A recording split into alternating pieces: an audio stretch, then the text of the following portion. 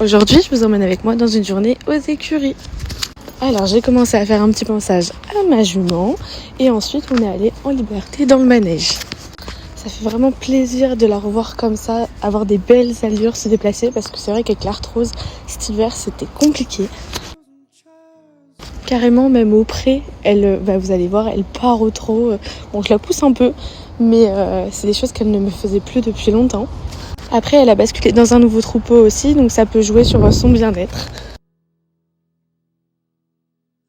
Ensuite, on s'est occupé du petit monstre. Et là, du coup, c'était principalement sa tata qui s'en est occupée, du moins dans le manège. Donc voilà, c'est sa 3e fois dans le manège. Donc on voulait vérifier que tout était ok. Et en fait, là, il avait peur. Donc il y avait pas mal de vent et il avait peur des arbres qui bougent.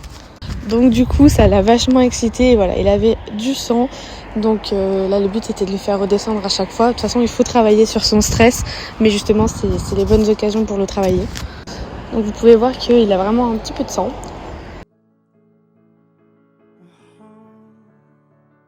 Donc après, on a réussi à le calmer un petit peu.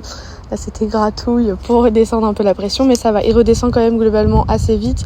Et là, au moins, il entendait moins le vent, donc c'était peut-être mieux. Ensuite, du coup, j'ai eu l'idée d'aller chercher sa ration pour le mettre en dessous des arbres dont il avait peur, pour qu'il associe ça un petit peu plus positivement. Et du coup, franchement, ça a marché vraiment bien. Après, il avait plus du tout peur.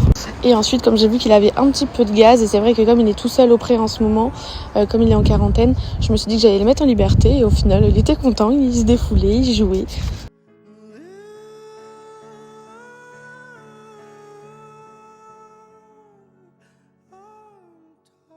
Et ensuite, on a fini par quand même le reprendre en main dans le manège pour qu'il comprenne que voilà, qu'il distingue que quand il est en longe, il ne peut pas faire le fou et que le manège, c'est pas associé forcément à faire les bêtises. Donc là, on passe sous les arbres et vous pouvez voir qu'il a plus peur, il est vraiment attentif, il s'arrête quand on lui demande, donc c'est super. Et moi, je voulais quand même finir par le prendre en fin de séance, juste pour que je vois s'il y a quelque chose du comportement qui ne va toujours pas. Mais franchement, c'était mieux.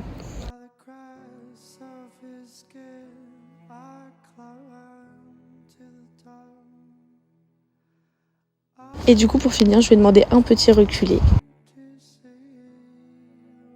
Ensuite, c'était retour au pré et comme vous pouvez voir, j'agite ma longe comme ça parce que monsieur a tendance à vouloir y aller un petit peu plus rapidement. Donc juste, je lui fais comprendre que s'il me passe devant, il se prend un petit coup de longe.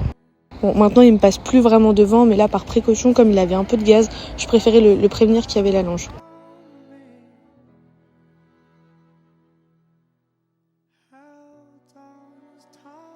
Bon, et du coup, comme vous pourrez le voir, là, il essaie un petit peu de se précipiter pour enlever le licol. Donc je refuse, je maintiens jusqu'à ce